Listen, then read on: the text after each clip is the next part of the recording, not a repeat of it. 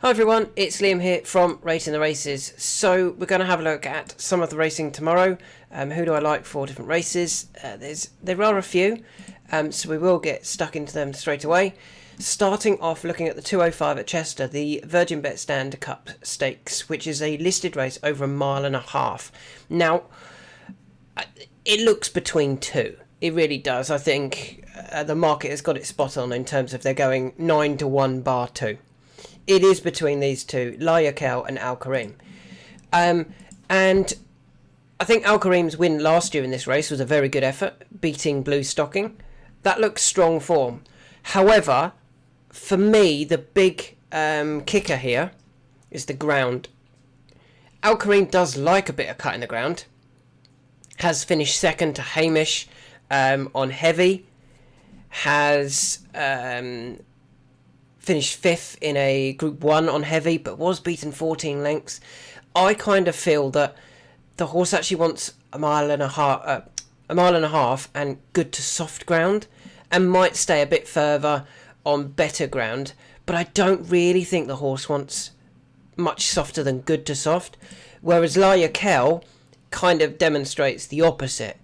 Won at Doncaster in a handicap of 95 on soft, then finished second to Certain Lad on soft. Now obviously that looked a disappointing run at the time, but Certain Lad has come out since then and gone really well at Windsor, has also won at Longchamp in a Group 3, has won at Compiègne in a listed race, so that form actually has been quite nicely franked, that defeat by a Certain Lad of Leopardstown when Leopardstown was giving £2.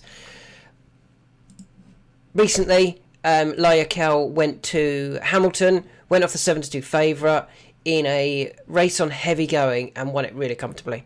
Beat Falak, who had demonstrated that he was in relatively good form, including when finishing second at Hamilton a couple of runs before that. He then went to Ayr and won a race. So the Falak was running in good form, and Leopardstown was just too good for him. And the step up from Class 2 to listed company isn't that tricky.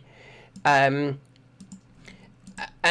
yeah, I feel that the ground really suits Leopardstown a lot more than it does Al Karim.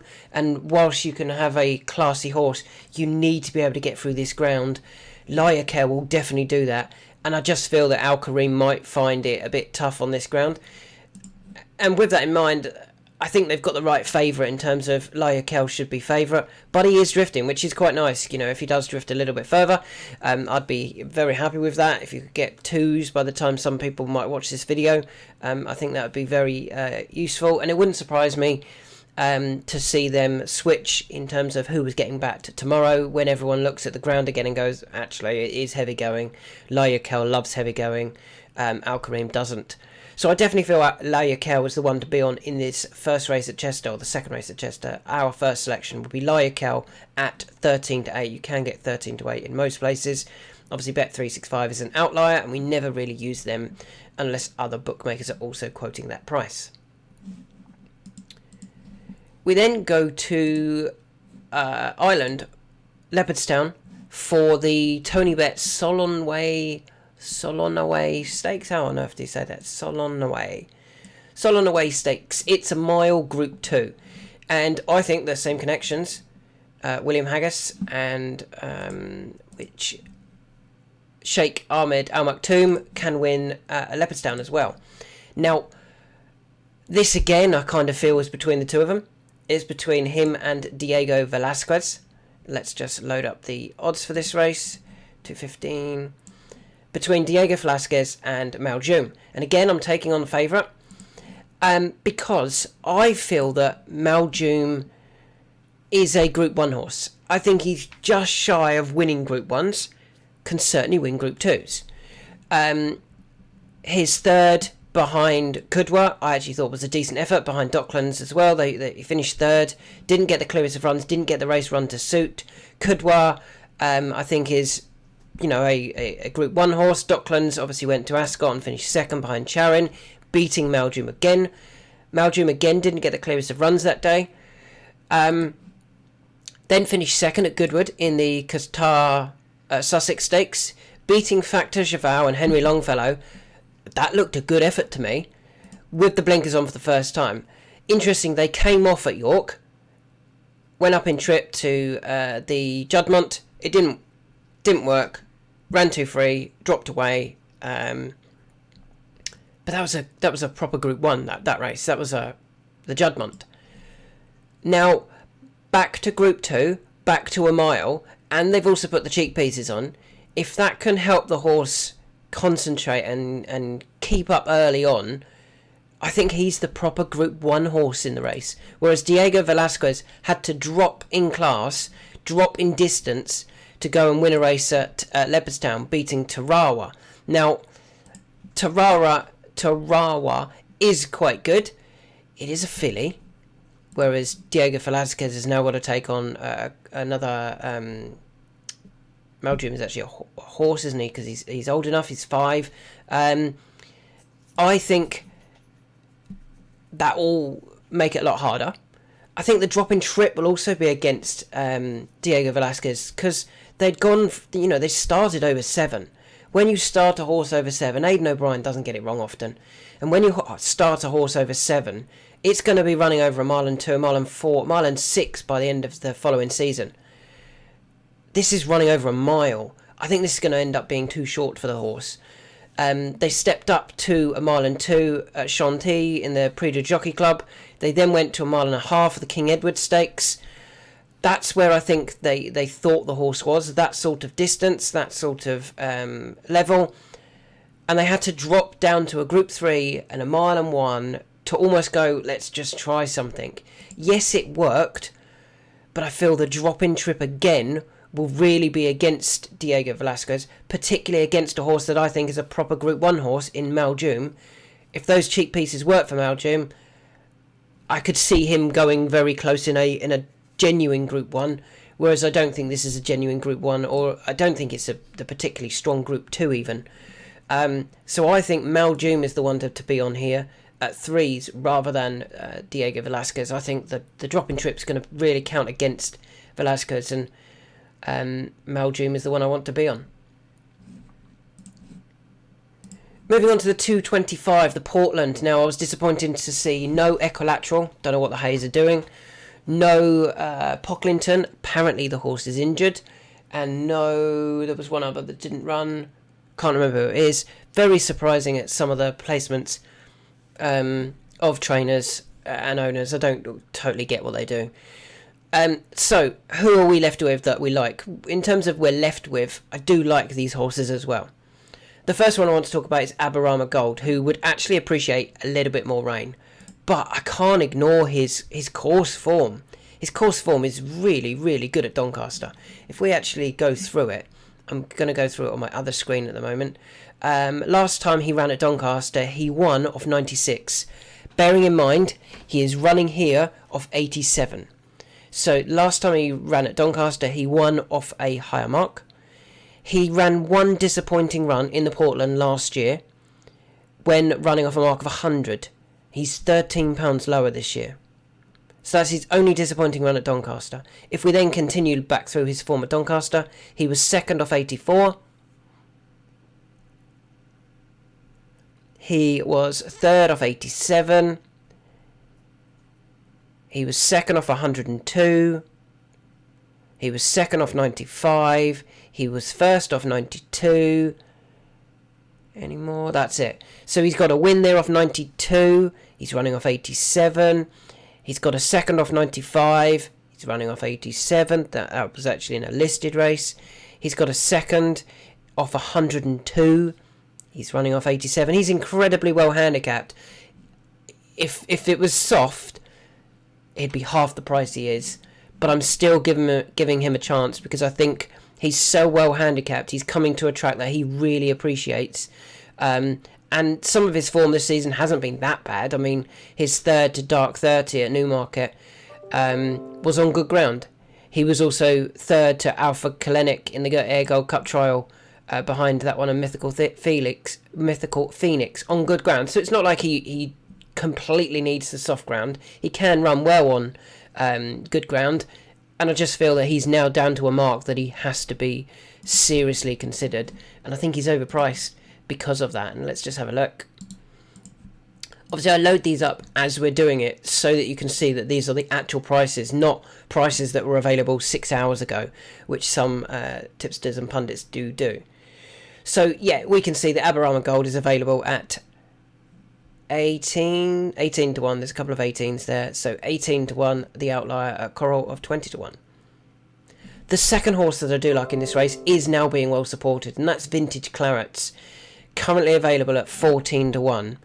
Down to a mark of 90, and Jamie Spencer rides. I do like this horse. He actually ran in a similar race at the end of season last year, when finishing third behind Aberama Gold, off a mark of 97. Now, if I like Aberama Gold is £9 lower. Vintage Clarets is £7 lower. There's not going to be a lot between them anyway. But then if we look at this race last year, the Portland, Vintage Clarets didn't get the clearest of runs. Ran off 92, runs off 90. Jamie's on board, which I think is a real positive for this horse, because I like the horse to be dropped out and come through late on. And I think that could be really key with Jamie riding, because Jamie's very, very good at that. He can wait a long time before making an effort, and hopefully he can work his magic here and come through late on. This time last year, as I said, the horse finished 5th in the Doncaster Portland and then went to York and won. Now, it could be that they end up at York again, and I would be very tempted to have a bet on him if he turns up at York. But the fact that this is the kind of the time of year that you can catch him right, it's worth 51 grand compared to the York race being worth 30 grand. So it's not like they're going to be aiming him. Sorry about my watch. It's not like they're going to be aiming him at the York race over this race. I think this is one they are going to be targeting. And as I said, he ran well in this race last year off a £2 higher mark, and I do like the jockey booking here of Jamie Spencer. And we can, as I said, Vintage Clarets is available at 14. So they are my two in this race. Aberama Gold at 18s and Vintage Cloud at 14s. Both have good form at Doncaster. Moving on to the 240, the Watergate Cup. Where's Law of the Sea? I don't get it. He was entered in this race, but he was so low in the handicap that he didn't get in. I did see a suggestion of using a claimer, but that's not then using the claim, is it? That's using the claim to get in the race rather than actually being able to take advantage of a claiming jockey. Terrible campaigning on Law of the Sea. Don't know what they've done, and yeah, he's going to struggle to get in the plate even next year, the Chester Plate, let alone the Chester Cup. So, who do I like for this race instead? Vera Verto for Gavin Cromwell, coming over from Ireland. The last time he actually came over from Ireland, he ran at, in a handicap this is, he ran at Bath. No, he didn't. He ran at Newmarket off a mark of 90. He won by 3/4 of a length, making all the running that day. Beating Davinia Grace, who was rated 87 that day, is now rated 100. So it was actually a good bit of form anyway. The horse that Vera Verto beat has gone on and done really well since. Won a handicap recently off 94, is now rated 100. Vera Verto was winning that day off 90, runs tomorrow off 89.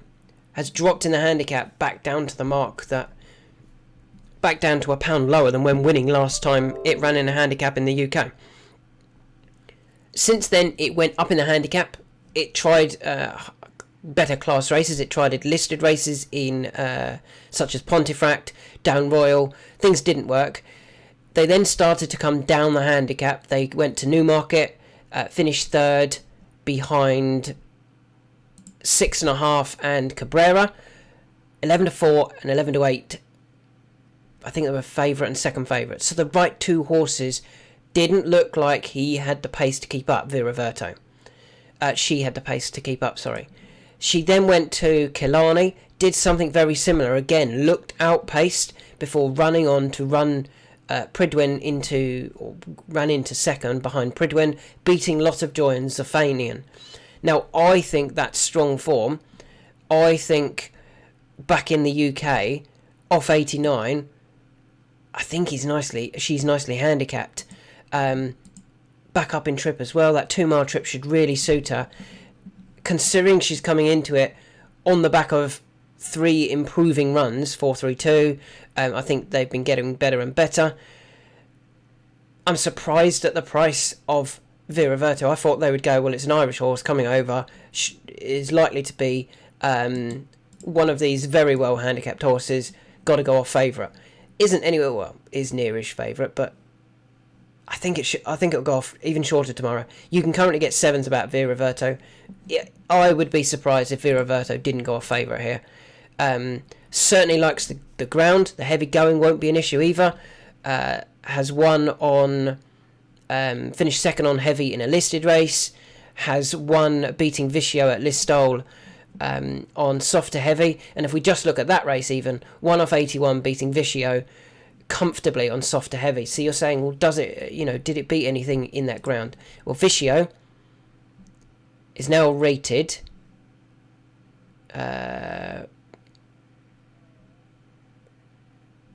96, 101 on the all-weather, 91 on the turf. On that day was only rated 83, so that horse has gone up even. I think the form on soft and heavy going is just as good as it is on better going. It ran a really good race last time out on yielding to soft.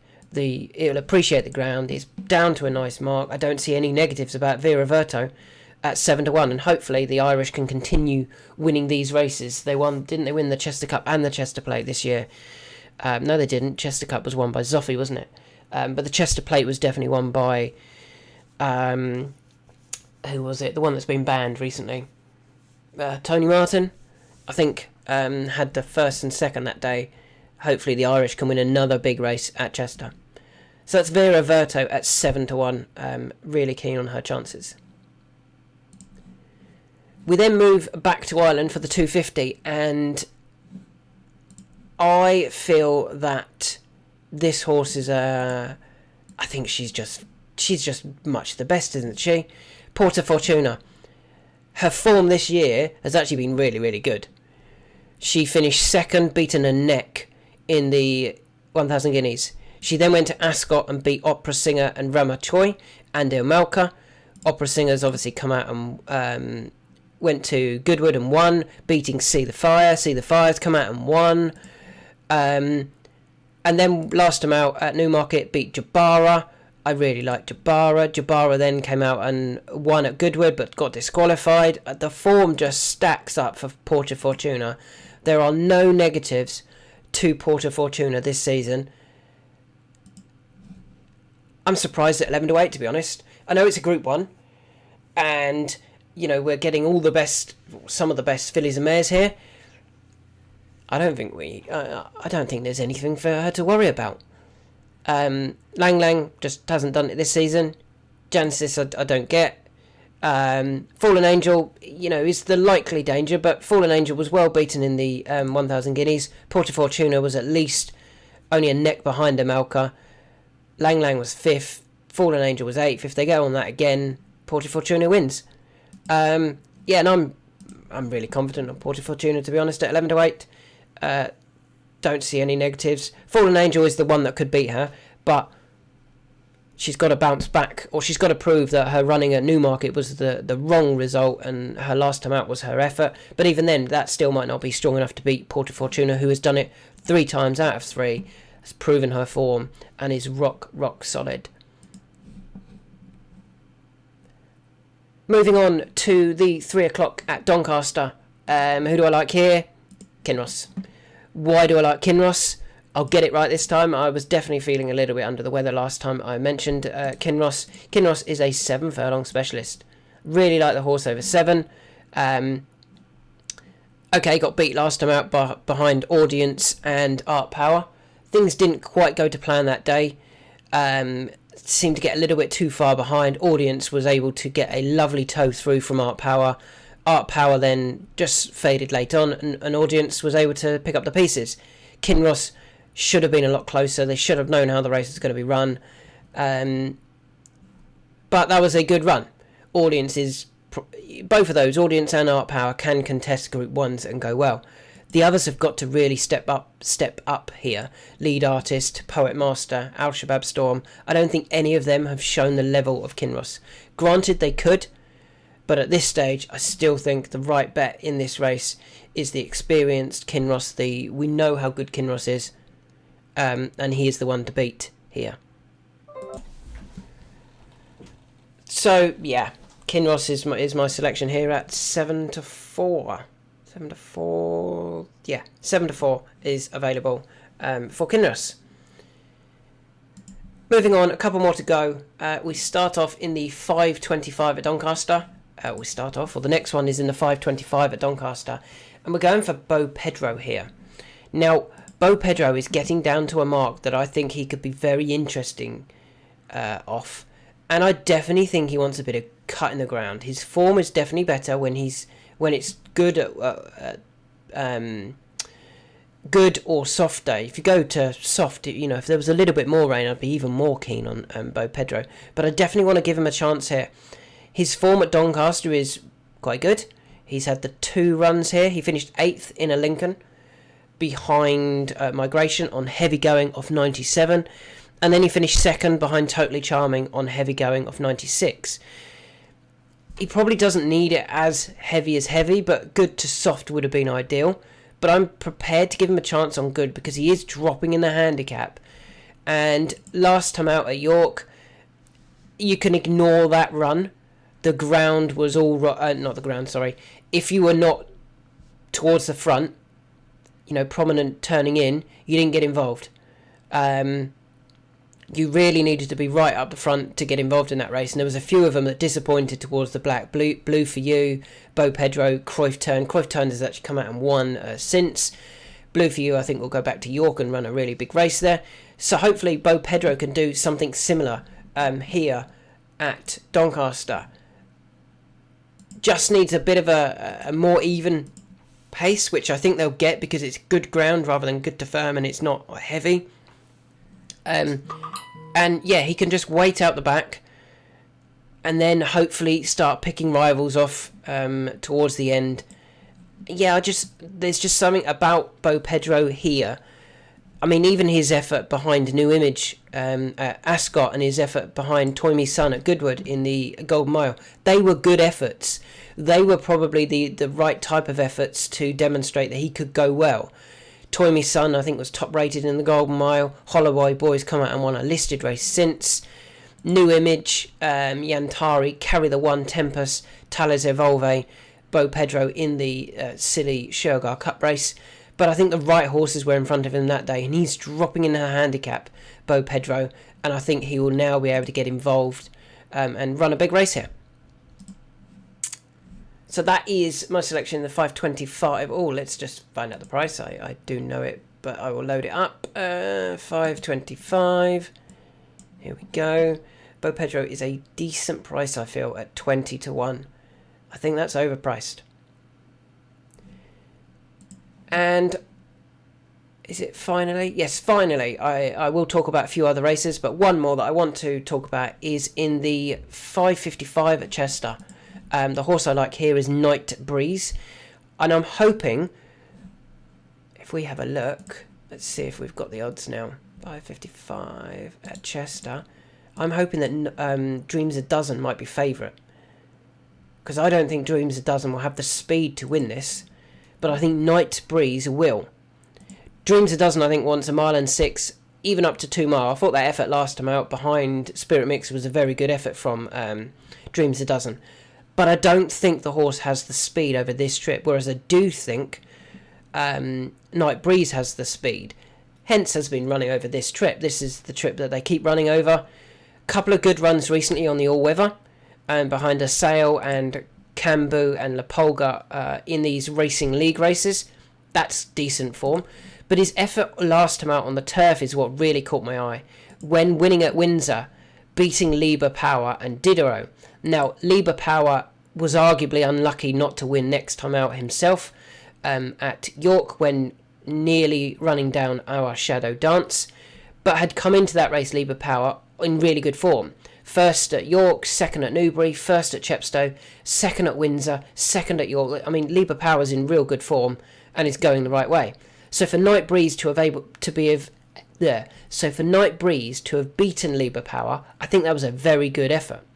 And even Diderot, who was third, was running off 84, and yet the horse on the all-weather is actually rated 98.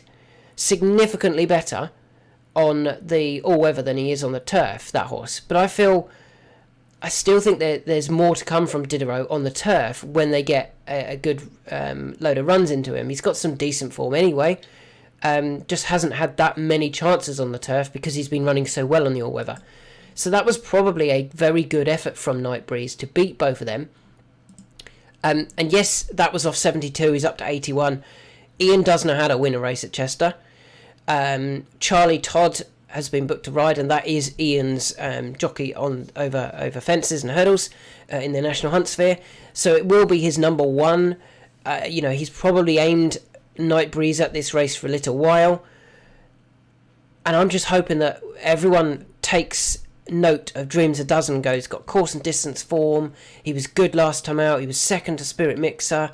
Let's make him favourite, and I hope they make him favourite, and then we can get a bit better price for our selection. Anything above like 5 to 2, 3 to 1, I'll be really happy with about Night Breeze. I think that is the one to beat in the race at Chester, the final race at Chester.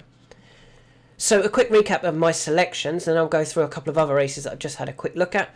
Layakel, I think, will appreciate the ground more than Al Kareem in the listed race at Chester. I think Maljoom is the proper Group 1 horse over a mile. I think Diego Velasquez, they're kind of trying things out, and it worked last time, but that was only beating a filly. I don't think he'll be able to beat a very good Group 1 Maljoom. In the Portland, I like Vintage Clarets, who ran so well in this race last year before going on to win at York. That won't be the target. This will be the target. York will be the if it doesn't work. And I also like Aberama Gold, who's got some very good form here. He's only ran once poorly here, but that did come off of a £13 higher mark.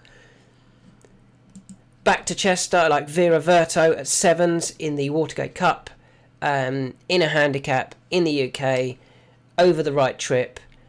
I think there's lots to like about this horse. Will appreciate the ground. Back to the Leopardstown, Porta Fortuna I think is the best, is the proper Group 1 filly. If she runs anywhere like she's done, if she runs as consistent as she has been, she will take all of the beating there.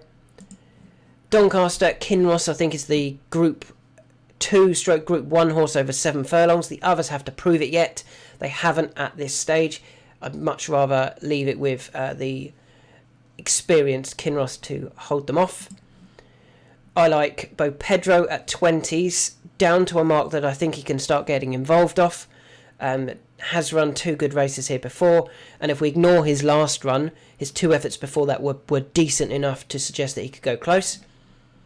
And finally, in the last race at Chester, I like Night Breeze, who I think Ian has probably targeted at this race for a little while, whilst picking up lots of prize money in the Racing League races.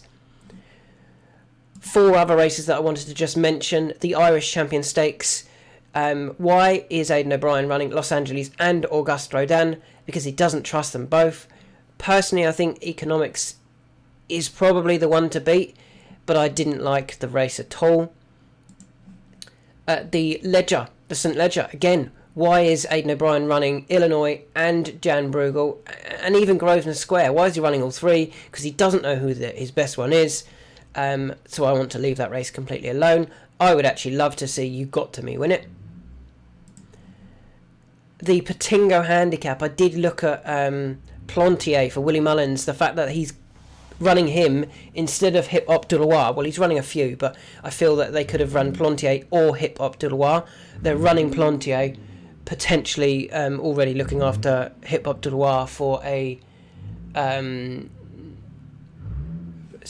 racing over the hurdles. And the other race that I wanted to very quickly mention was the 7 furlong Sovereign Path.